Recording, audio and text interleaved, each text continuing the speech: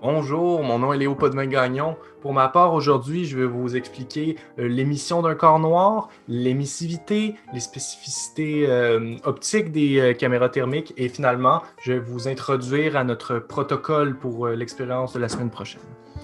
Alors, pour commencer, l'émission d'un corps noir, ça suit la loi de Planck dont Ariane vous a parlé tout à l'heure, c'est-à-dire que la radiance spectrale d'un corps noir dépend toujours uniquement de la température. Donc, si on trace la courbe définissant la radiance spectrale d'un corps noir en fonction de la longueur d'onde, comme vous pouvez voir ci-dessous, c'est toujours de la forme telle que vue ici, où par définition des intégrales, l'air sous la courbe nous donne la radiance totale et il y a donc 25% de cette radiance-là qui va toujours être dans des longueurs d'onde inférieures à la longueur d'onde maximale et inversement 75% qui vont être des longueurs d'onde supérieures à la longueur d'onde maximale. Et donc, si on augmente drastiquement la température ici, comme vous pouvez le voir, ça déplace l'ensemble du graphique vers la gauche, ce qui correspond à la loi de Vienne, puisque si on déplace l'ensemble du graphique vers la gauche, on réduit la longueur d'onde maximale, ce qui correspond à la loi de Vienne qui nous dit que la longueur d'onde maximale est inversement proportionnelle à la température du corps noir. Ce qui explique pourquoi, sauf à des grandes températures, les matériaux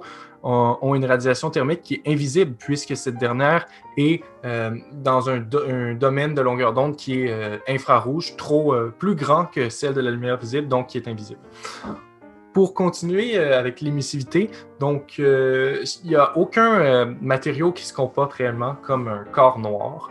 C'est plus un concept théorique. Donc l'émissivité, c'est un facteur par lequel on multiplie la radiance théorique d'un corps noir donné pour obtenir la réelle radiance observée dans la réalité d'un certain matériau. Donc, c'est unique à chaque matériau et ça varie entre 0 et 1 puisqu'il n'y a aucun matériau qui absorbe aussi bien que le corps noir. Il y a deux types de matériaux réels, les corps gris qui ont une émissivité qui est constante et les corps sélectifs qui, eux, voient leur émissivité dépendre de la longueur d'onde. Généralement, les solides rugueux et les liquides ont une plus grande émissivité que les solides, plus lisses, plus réflectifs. Comme par exemple, ici, on voit une photo thermale d'un miroir. Donc, on voit qu'il réfléchit seulement les émissions thermiques de d'autres objets. C'est-à-dire que le miroir, c'est un peu le contraire d'un corps noir. Il réfléchit presque tout, alors que le corps noir absorbe quasiment tout. Donc, c'est pour ça qu'il y a une émissivité assez faible et qu'il n'y a pas de signature thermique sur la photo thermique.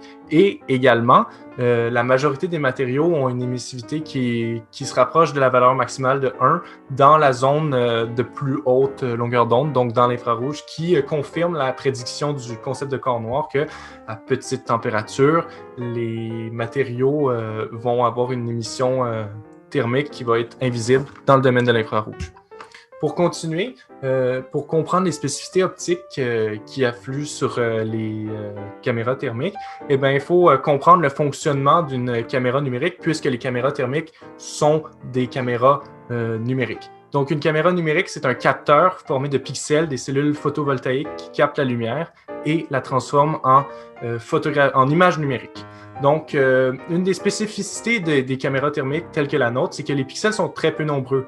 Donc, nous, on a 19 200 pixels sur notre caméra, sachant qu'une caméra de téléphone cellulaire a facilement, moyennement, 12 millions de pixels. Donc, c'est très petit, mais ce qui explique ça, c'est que les pixels sont beaucoup plus grands dans notre caméra qu'une caméra conventionnelle.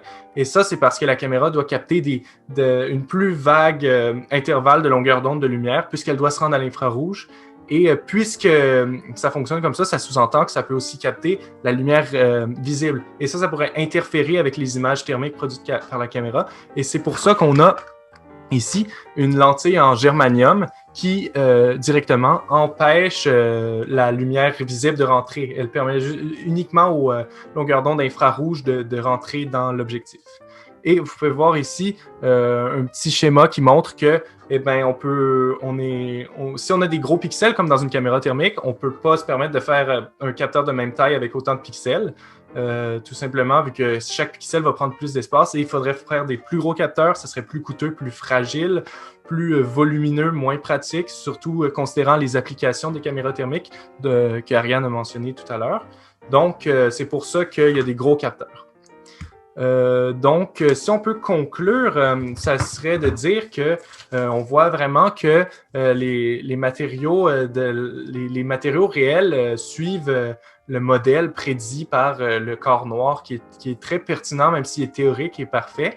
C'est-à-dire que à des températures ambiantes, des températures relativement basses, ils vont avoir une émission thermique, une radiation thermique qui va être dans le domaine de l'infrarouge et la caméra thermique permet de capter ces variations de radiation thermique et de créer une carte de température sur les images.